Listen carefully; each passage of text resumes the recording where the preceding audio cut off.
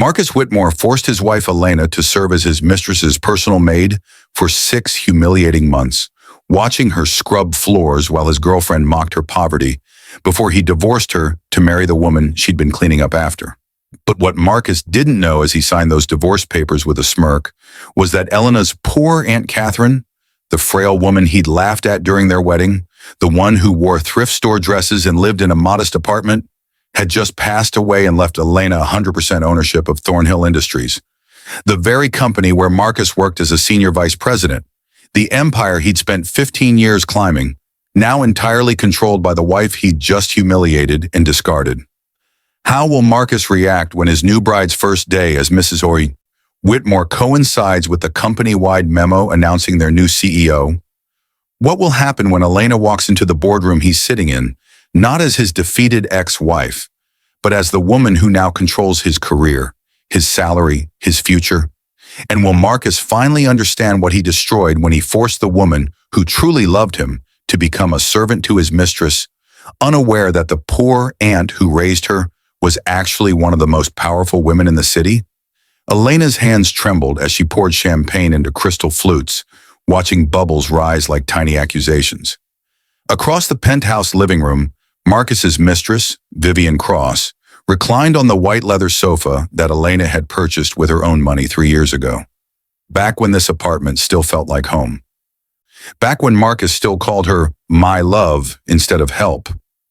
"You missed a spot on the mirror in my bathroom," Vivian said without looking up from her phone, her voice carrying that particular tone of bored cruelty that only came from someone who'd never been powerless.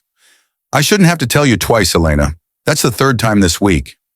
Elena bit the inside of her cheek, tasting copper. 6 months. She'd endured 6 months of this particular hell ever since Marcus had sat her down at their kitchen table and explained with the patient condescension of someone explaining basic math to a child that their marriage had been a mistake of youth and that he needed her to be reasonable about his relationship with Vivian. Be reasonable had somehow evolved into this: Elena living in the guest room of her own home while Vivian occupied the master suite. Elena cooking meals she wasn't invited to eat. Elena washing sheets that bore evidence of her husband's betrayal. And now for the past month, Elena serving as Vivian's personal maid because Vivian had decided it would be awkward to have regular staff around while she was transitioning into the role of Mrs. Whitmore. "I'll fix it immediately," Elena said quietly, setting down the champagne bottle. "See that you do." Vivian finally glanced up, her green eyes cold. "Marcus says you're signing the divorce papers tomorrow. It's about time. This whole situation has been incredibly uncomfortable for me." Elena wanted to laugh. Uncomfortable for her. As if Vivian was the one whose entire life had been dismantled, whose dignity had been stripped away one small humiliation at a time. But Elena had learned not to react. Reactions gave people like Vivian power, and Elena had so little power left to surrender. She retreated to Vivian's bathroom, the bathroom that used to be hers, and cleaned a mirror that was already spotless. In the reflection, she barely recognized herself. At 32, she looked older, worn down by invisible weights. Her dark hair, once glossy, hung limp around her shoulders. The circles under her brown eyes told stories of sleepless nights spent crying as quietly as possible, so Marcus wouldn't complain about the noise. The worst part wasn't even the physical labor or the humiliation. The worst part was the loneliness. Elena had no one. Her parents had died in a car accident when she was 8, leaving her to be raised by her Aunt Catherine, her father's older sister. And Aunt Catherine had passed away 3 weeks ago, taking with her the only person who'd ever loved Elena unconditionally. Marcus hadn't let her take time off work to grieve. "She was old, Elena. These things happen. And honestly, we can't afford for you to be emotional right now. I need you focused on making this transition smooth." The transition. He meant his marriage to Vivian. He meant erasing their 12 years together as if they'd never happened. Elena's phone buzzed in her pocket. She pulled it out, expecting another demand from Vivian, but instead found a message from Lawrence and Mitchell, the law firm that had handled Aunt Catherine's estate. The message was brief. "Ms. Whitmore, we need you to come to our offices tomorrow at 10 a.m. This concerns your aunt's will. Urgent matter. Please confirm receipt." Elena texted back confirmation, though she couldn't imagine what urgency could remain. Aunt Catherine's funeral had been small and sad, attended by Elena, three of Catherine's elderly neighbors, and a priest who'd never met her. Catherine had lived modestly, almost Spartanly, in a one-bedroom apartment in an unfashionable part of the city. She'd worked as a bookkeeper her entire adult life, retiring 5 years ago with a small pension. There wouldn't be much of an inheritance. Maybe a few $1,000s, some furniture, Catherine's collection of old books. It would be something at least, enough for a security deposit on a studio apartment after the divorce was finalized. Marcus came home at 8, smelling of expensive scotch and Vivian's perfume, even though Vivian was right here in the apartment. He must have showered at the office, Elena realized. He'd started doing that, erasing evidence of his lunch hour encounters before coming home to his mistress. The irony might have been funny if Elena's life wasn't the punchline. "Papers are ready for tomorrow," Marcus announced, loosening his tie as he walked past Elena without really seeing her. "My lawyer will meet us at his office at 2 p.m. You'll sign, we'll file, and we can all move forward with our lives." "I have an appointment at 10, Elena said. "My aunt's estate." Marcus waved a dismissive hand. "Fine, just don't be late to the lawyer's office.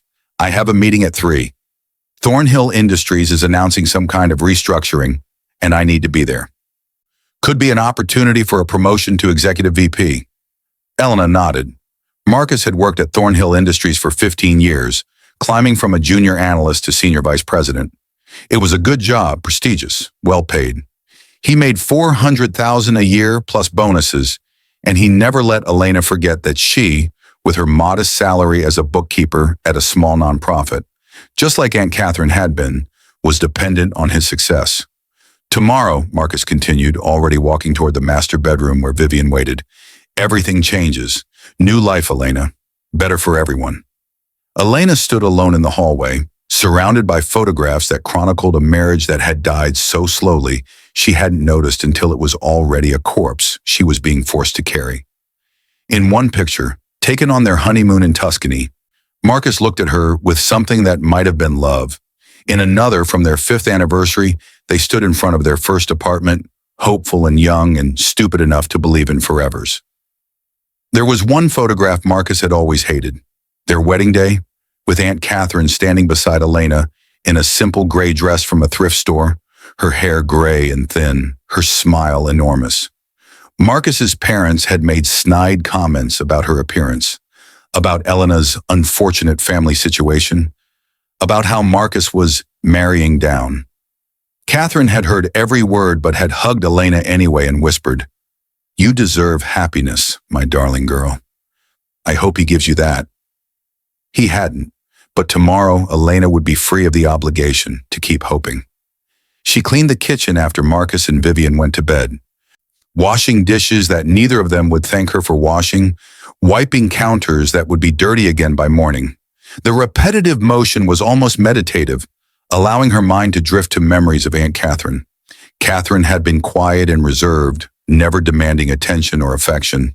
She'd worked long hours to provide for Elena, making sure she had everything she needed, even if it meant Catherine wore the same 3 dresses for years.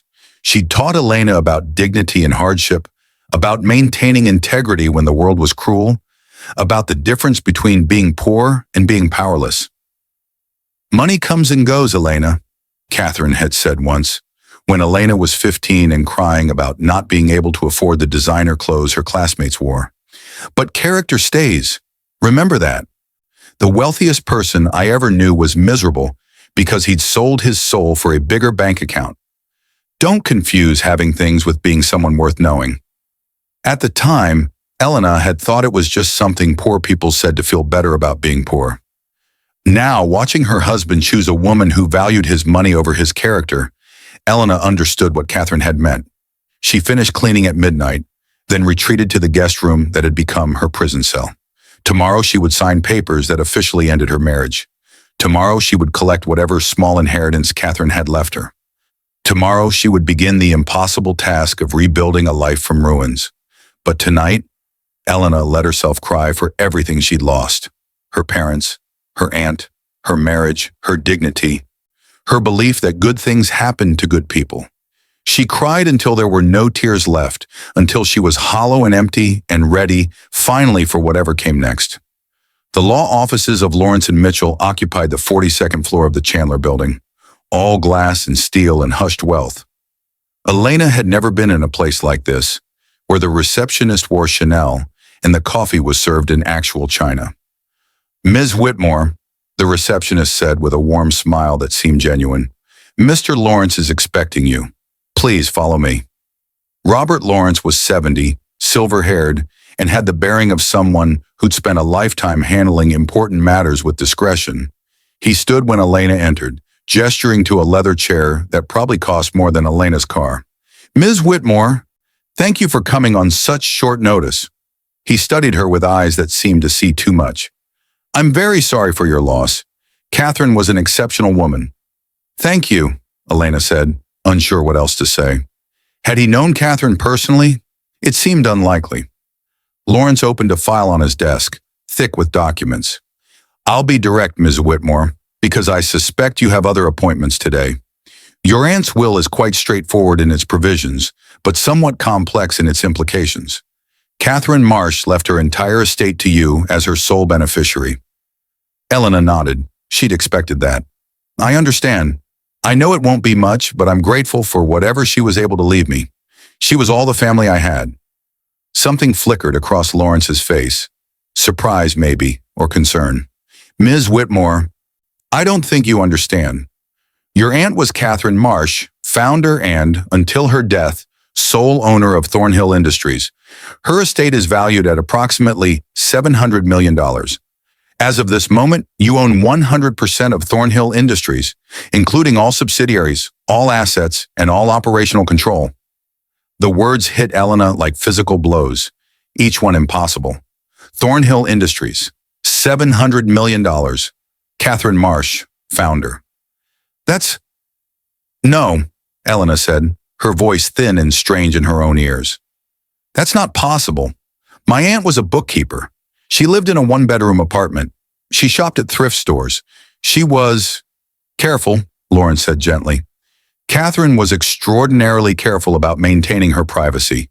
After she founded Thornhill Industries 35 years ago, she deliberately cultivated a public image of a reclusive, eccentric CEO who avoided all media attention. She hired a full management team to run daily operations, appeared at the office perhaps once a year, and lived modestly by choice, not necessity."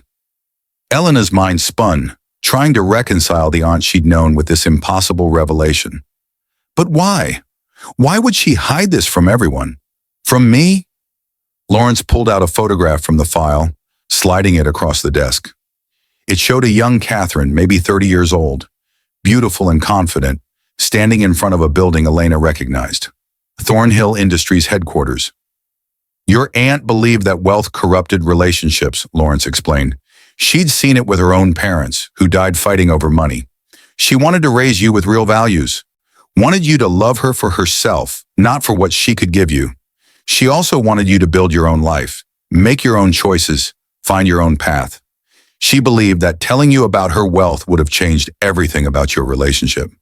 "But she could have helped me," Elena whispered, thinking of all the struggles, all the times she'd worried about making rent or buying groceries. "She watched me suffer." "She watched you grow strong," Lawrence corrected. "Catherine's instructions were specific. You were to inherit everything upon her death, but not before.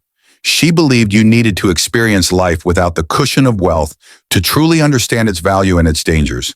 She also left you this." He handed Elena an envelope, sealed and addressed in Catherine's handwriting. "To my Elena, my brave girl. My heart." Elena's hand shook as she opened it, unfolding pages covered in Catherine's careful script. "My darling Elena, if you're reading this, I'm gone, and you now know the truth I kept from you. I'm sorry for the deception, but I'm not sorry for the reasons behind it. I watched you grow into a woman of integrity, compassion, and strength precisely because you didn't have money to shield you from life's difficulties. You learned to work hard, to value people over things, to maintain your dignity in difficult circumstances. These are lessons money can't buy. I know you married Marcus Whitmore. I know he comes from a wealthy family and works at my company, though he doesn't know I own it. I've had reports about him over the years. I know he's not the man you deserve, that he values status and wealth over character. I hoped I was wrong, that he would prove me mistaken, but I also prepared for the possibility that he wouldn't. Elena, wealth is a tool, not a purpose. It can free you from bad situations or trap you in golden cages. It can help you help others or isolate you from genuine human connection. Use it wisely. Use it to build the life you actually want, not the life others expect you to want. You own Thornhill Industries now. The company is sound, well-managed, and profitable. The board members are competent and honest. I made sure of that. But the final decisions are yours. You can remain a silent owner like I was, or you can take an active role. You can sell it if you choose, though I hope you won't immediately. Take time to understand what you have before deciding what to do with it. Most importantly, my darling girl, remember that you deserved love and respect long before you had money.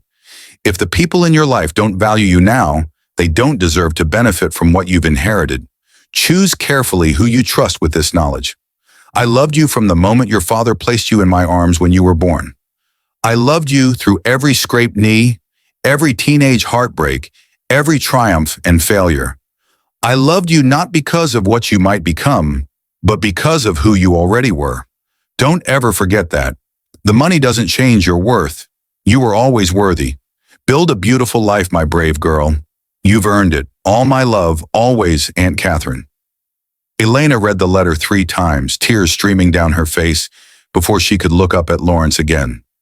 Marcus, she finally said, her voice rough. My husband works at Thornhill Industries. He's a senior vice president. Lawrence nodded slowly. Marcus Whitmore, yes. Senior VP of Strategic Development. Salary of $400,000, plus annual bonuses averaging another $100,000. He's worked there for 15 years, climbing steadily through the ranks. Good at corporate politics, less good at actual innovation, but competent enough. Catherine had him investigated when you started dating him. She was concerned. He doesn't know, Elena said, understanding dawning. He has no idea who owned the company. No one does. Catherine was meticulous about her privacy. Only myself and 2 other executives knew her identity. To everyone else at Thornhill Industries, ownership was simply listed as CM Private Holdings, Catherine Marsh's initials, though few people made the connection. The company operated independently with a board of directors and a CEO she appointed. She checked quarterly reports and attended 1 board meeting per year under strict confidentiality agreements, but otherwise remained invisible. Elena looked at the photograph again, seeing her aunt with new eyes. What happens now? Now, Lawrence said, you have decisions to make. The board of directors meets this afternoon at 3 p.m. at Thornhill headquarters. They've been informed that CM Private Holdings owner has passed and that ownership has transferred to a beneficiary. They don't yet know it's you. You can appear at that meeting and announce yourself as the new owner, or you can remain anonymous as Catherine did. You can maintain current management or replace them. You can sell the company or keep it. You can do absolutely anything you want, Ms. Whitmore. You own it entirely. 3 p.m. Marcus had said he had a meeting at 3 about company restructuring.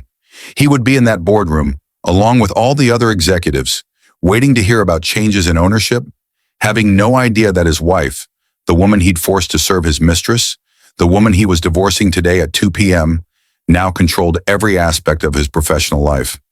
I need time to think, Elena said. Of course. Lawrence pulled out a black credit card and several other documents. This card is linked to your personal account. Catherine established it years ago, adding funds regularly. Current balance is approximately $8 million, separate from the company assets.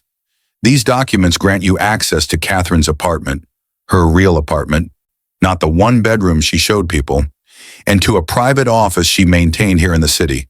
Her assistant, Margaret Chen, has been instructed to contact you. She's been managing Catherine's affairs for 20 years and is completely trustworthy. Elena took the cards and documents, feeling like she was accepting props in a play she hadn't auditioned for. The divorce, she said. I'm supposed to sign papers at 2 p.m. today. Lawrence's expression hardened. Are you still certain you want that divorce, Ms. Whitmore? Elena thought about Marcus, about Vivian, about 6 months of humiliation, and 12 years of a marriage that had died by degrees. Yes, she said firmly, I want the divorce. I wanted it even when I thought I'd be poor and alone. The money doesn't change what he did. It doesn't change who he is. Then might I suggest, Lawrence said with the faint smile of someone anticipating justice, that you sign those papers exactly as planned and then attend the board meeting afterward? I think the timing would be quite educational for everyone involved. Elena stood, legs unsteady, and shook Lawrence's hand. 3 p.m., she confirmed. I'll be there. She left the office in a daze, stepping out into a city that looked exactly the same but felt completely different. She was rich. She was powerful. She owned the company her husband worked for, the company he'd spent 15 years trying to climb, the company he valued more than his marriage. And in 5 hours, he was going to find out exactly what he'd thrown away. Marcus's lawyer's office was everything Marcus respected. Expensive, prestigious, designed to intimidate. Elena sat across from her soon-to-be ex-husband and signed her name on line after line, transferring away her rights to their shared property, their shared accounts, their shared life. The apartment stays with Marcus, the lawyer explained, though Elena already knew. You're waiving any claim to his pension, his 401k, his stock options. In exchange, Marcus has agreed to a one-time settlement payment of $50,000, which is quite generous given the circumstances. Generous? Elena wanted to laugh. Marcus made $500,000 a year, and he thought $50,000 was generous compensation for 12 years of marriage and 6 months of torture. That's fine, Elena said, signing another document. Across the table, Marcus couldn't quite hide his relief. He'd been worried she'd fight, demand more, make things difficult. Instead, she was signing everything without question, making his new life with Vivian as smooth as possible. You're being very reasonable about this, Elena, Marcus said, his voice carrying approval like she was a dog who'd finally learned a trick. I appreciate it. Shows maturity.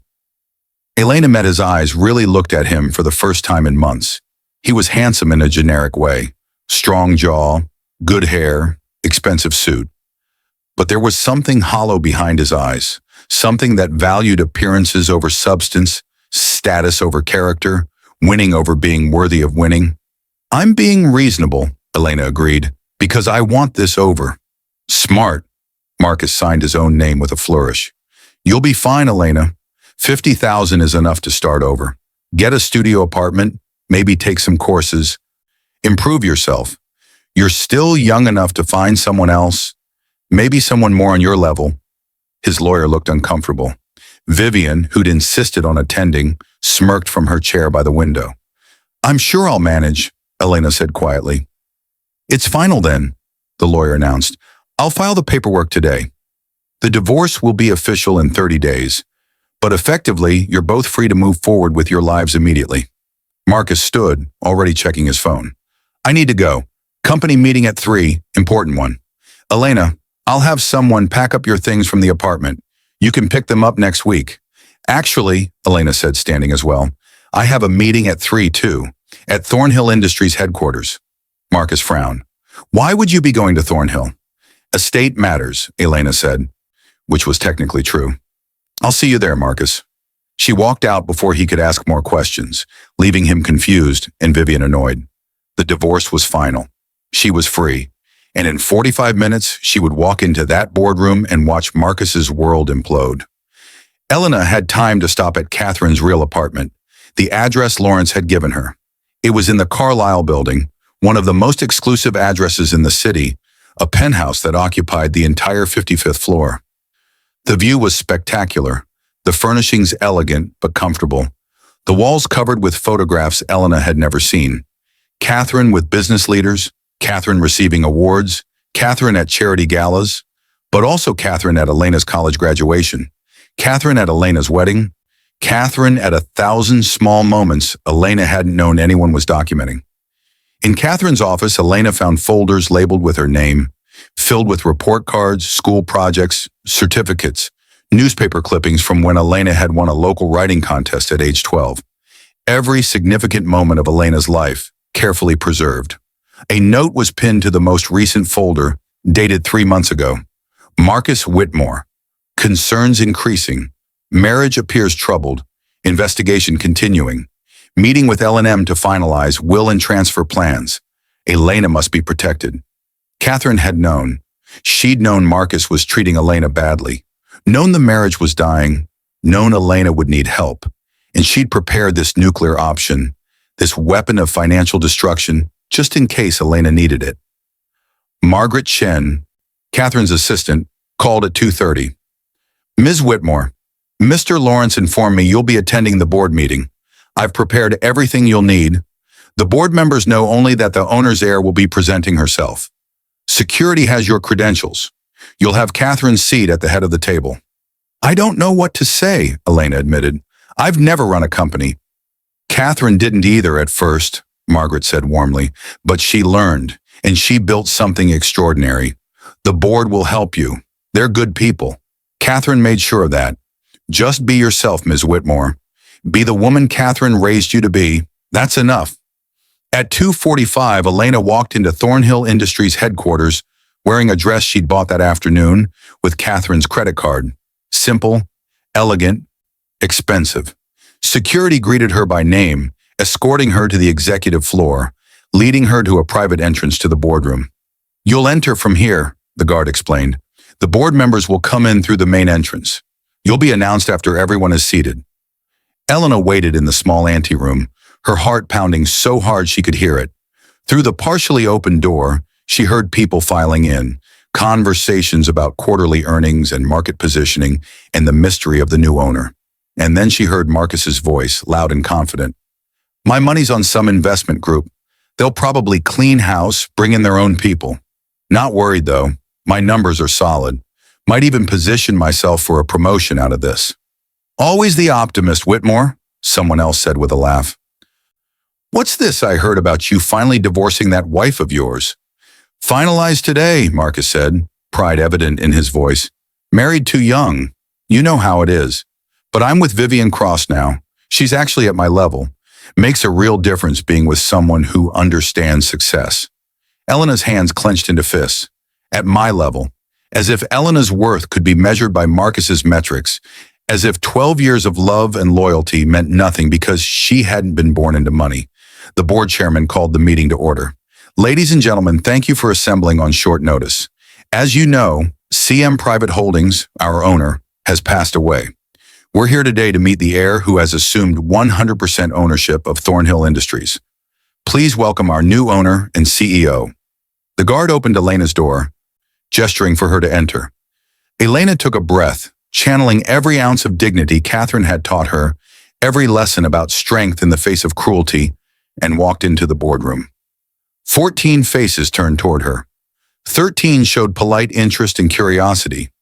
One, Marcus's face, went through a rapid evolution from confusion to recognition to absolute horror as he understood exactly what was happening. Good afternoon, Elena said, her voice steady despite the chaos of her emotions. I'm Elena Whitmore, Catherine Marsh's niece and heir. As of today, I own 100% of Thornhill Industries. I'm here to introduce myself and to discuss the company's future. The room erupted in murmurs. Marcus looked like he'd been struck by lightning, his face white, his eyes wide, his mouth opening and closing without sound. The board chairman, a distinguished woman in her 60s named Patricia Morrison, stood and extended her hand. Ms. Whitmore, welcome. Catherine spoke of you often, always with tremendous pride. We're honored to work with you. Please take your seat. Elena walked to the head of the table, to Catherine's chair, acutely aware of Marcus's stare. She sat down, placed her hands on the table, and met the eyes of every board member in turn before finally landing on her ex-husband. I'm sure this is unexpected for everyone, Elena continued. My aunt valued privacy and maintained her anonymity throughout her life. I'm still learning about the company and its operations, but I wanted to introduce myself and assure you all that I'm committed to continuing Catherine's legacy of integrity and excellence. We're grateful for that, Miss Whitmore, Patricia said warmly. Catherine built something special here. We're ready to support you however you need. Marcus finally found his voice. Elena, he said, his tone strangled. Catherine was... You never said... You never asked, Elena replied coolly. You assumed Aunt Catherine was poor because she lived modestly. You assumed I was worthless because I didn't come from money. You assumed a lot of things, Marcus, and all of them were wrong. The other board members were looking between Elena and Marcus with growing understanding. Someone whispered something about his wife, and suddenly everyone knew exactly who Marcus Whitmore was to the new owner. Perhaps, Patricia said diplomatically, we should proceed with the scheduled business. Miss Whitmore, we were about to discuss the proposed strategic initiatives for next quarter. They spent 90 minutes going through reports, projections, and proposals. Elena mostly listened, asking occasional questions, beginning to understand the scope of what she'd inherited. Thornhill Industries was massive, technology and consulting, with divisions in 12 countries, employing over 5,000 people. And through it all, Marcus sat frozen in his chair, his entire world crumbling around him. He'd divorced the woman who now owned his career. He'd humiliated the person who could fire him with a word. He'd chosen Vivian over the woman who'd just become one of the wealthiest people in the city. When the meeting finally concluded, the board members filed out, several stopping to introduce themselves properly to Elena and offer their support. Marcus remained seated until they were alone except for Patricia, who lingered near the door. Elena, Marcus said, his voice raw. I didn't know. You have to understand, I had no idea Catherine was... Would it have mattered? Elena interrupted. If you'd known, would you have treated me better? Or would you just have pretended to, for access to money? Marcus opened his mouth, closed it again. They both knew the answer. You forced me to be Vivian's maid, Elena said softly, each word precise and cutting. You watched her humiliate me daily. You laughed about it with your friends. You divorced me thinking I'd be left with nothing, that I'd struggle to survive, and it didn't bother you at all. You thought I was worthless, Marcus, not because of anything I did wrong, but because I didn't have money. I'm sorry, Marcus said desperately. Elena, I made mistakes. I was stupid. But we don't have to. The divorce isn't final for 30 days. We could what? Elena stood looking down at him. Stay married now that I'm rich? Pretend the last 6 months didn't happen? Pretend you love me when we both know you never really did? That's not fair. I did love you. I do love you. You love the idea of a wife who made you look good. When I stopped serving that purpose, when Vivian came along with her connections and her beauty and her willingness to feed your ego, you traded me in. The only thing that's changed is my bank account, Marcus. I'm the same person I was yesterday. Same values, same character, same heart. But yesterday you thought I was disposable. Today you think I'm valuable. That tells me everything I need to know about you. Patricia cleared her throat gently. Ms. Whitmore, if you need anything else today, I'm available. Otherwise, I'll leave you to finish up here. Thank you, Patricia, Elena said. I'll be in touch tomorrow about scheduling regular meetings. When they were alone, Marcus stood too, his tall frame somehow diminished. What are you going to do? He asked. Are you going to fire me? Elena considered it. It would be easy. It would be just. It would be exactly what he deserved. But Catherine's words echoed in her mind. Don't confuse having things with being someone worth knowing. And you deserved love and respect long before you had money. No, Elena said finally. I'm not going to fire you, Marcus. You're good at your job. I saw that in today's reports. Your personal life is a disaster of your own making, but professionally, you're competent. You'll keep your position, your salary, everything. Not because you deserve mercy, but because I'm not going to let what you did to me change who I am. I won't abuse power just because I have it now. Marcus sagged with relief, and Elena felt a flash of disgust at how quickly he'd pivot to gratitude, how easily he'd accept this gift without understanding that his former wife, the woman he'd degraded and discarded, was demonstrating more grace than he'd ever shown her. But Marcus, Elena continued, her voice turning cold, if you ever try to use our past relationship for professional advantage, if you ever imply to anyone that you have special access to me, if you ever treat another person the way you treated me, I will destroy you. Not just fire you, destroy your reputation, ensure you never work in this industry again. Do you understand? He nodded quickly. Yes, I understand. Thank you, Elena. Really, thank you. Don't thank me, Elena said. Just be better. That's all I ever wanted from you, and you couldn't even give me that when it cost you nothing. She walked out of the boardroom, leaving Marcus alone with the wreckage of his choices. In the elevator down, Elena finally let herself feel the full weight of the day.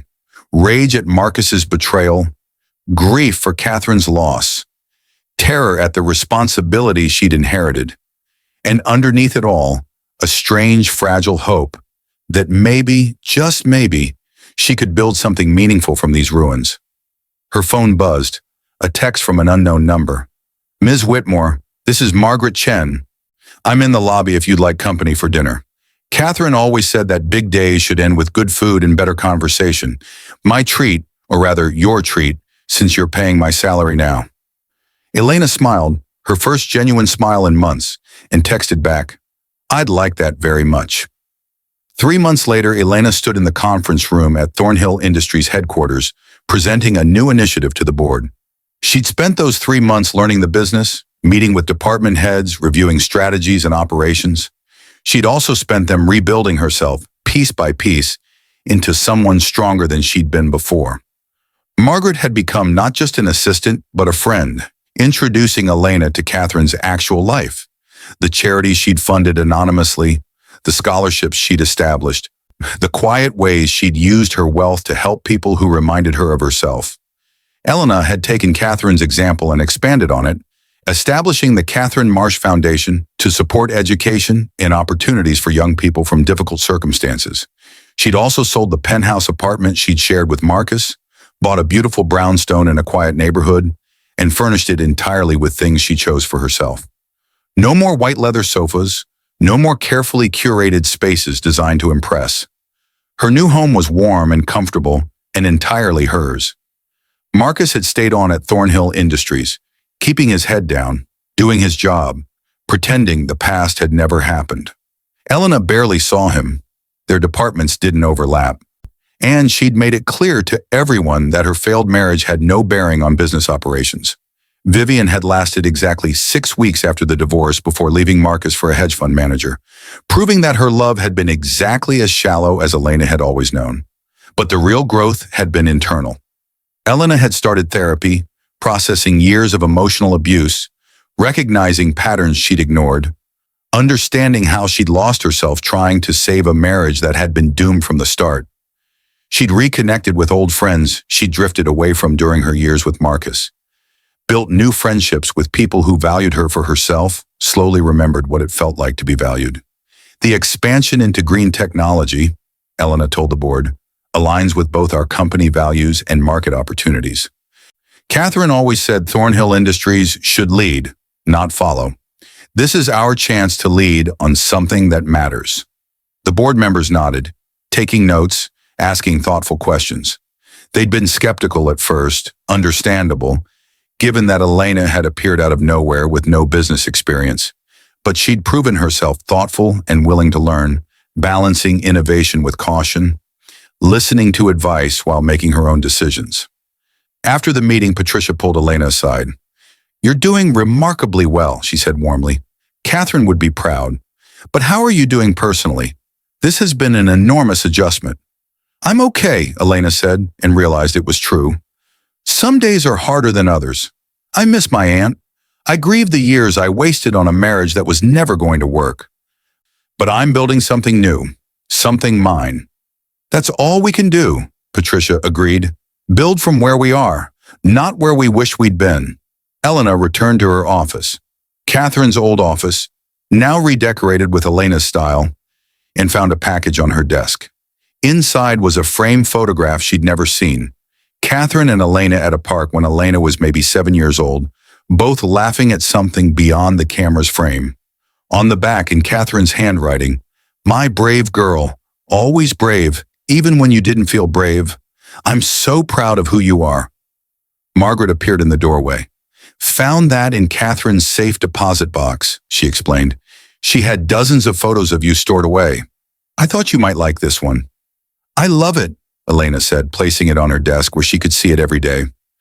Margaret, did Catherine ever tell you why she did it this way?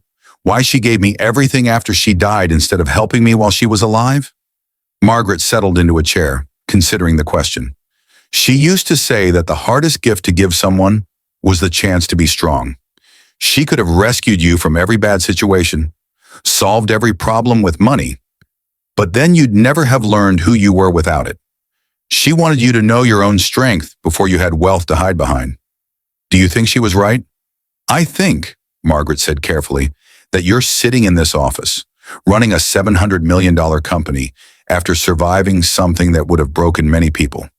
You didn't know you'd inherit any of this when you endured those 6 months with Marcus. You stayed dignified because that's who you are, not because you were waiting for a reward. Yes, I think Catherine was right. You know who you are now, with or without money. That's the real inheritance. That evening, Elena drove to the cemetery where Catherine was buried. The headstone was simple, just Catherine's name and dates, no mention of her wealth or accomplishments. Elena placed fresh flowers by the stone and sat in the grass, watching the sun set over the city. I wish you'd told me, Elena said aloud. I wish I'd known so I could have thanked you for everything. But I understand why you didn't. You wanted me to learn to save myself before you saved me. Mission accomplished, Aunt Catherine. I learned. A breeze rustled through the trees, warm and gentle, and Elena chose to believe it was Catherine's way of answering. She stayed until dark, then drove home to her brownstone, to her life, to her future. Somewhere in the city, Marcus was living with the consequences of valuing wealth over character, status over love, winning over being worthy. Somewhere Vivian was repeating the same patterns with a new victim. Somewhere people who'd underestimated Elena were realizing their mistake. But none of that was Elena's concern anymore. She'd escaped, survived, and rebuilt. She'd taken the wreckage of her old life and constructed something beautiful from the pieces. She learned that her worth wasn't determined by how others treated her, that dignity was a choice she could make even in undignified circumstances, that being powerless and being poor weren't the same thing. Most importantly, she'd learned what Catherine had spent a lifetime trying to teach her, that who you are matters infinitely more than what you have, and that the truest wealth isn't measured in dollars, but in the strength to remain yourself when the world tries to break you.